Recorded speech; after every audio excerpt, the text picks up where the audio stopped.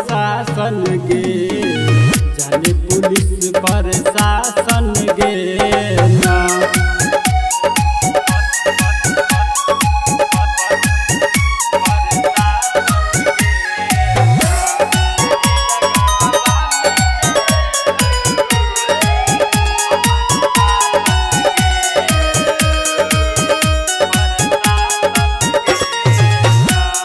सब दिन करबै हम बदमाशी, चाहे जेल होतै चाहे फांसी के। सब दिन करबै हम बदमाशी, चाहे जेल होतै चाहे फांसी के। पगली नेता विधायक लगबै हमरे आसन गे, जाने पुलिस प्रशासन गे ना।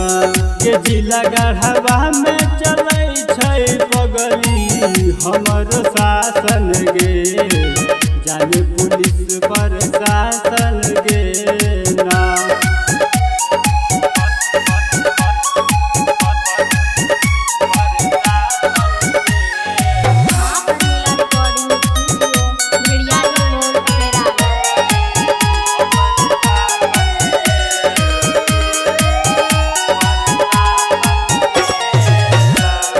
नगर के लाइकन से करतौ ऑर्डर, सीधे करबौ ओकरा मर्डर।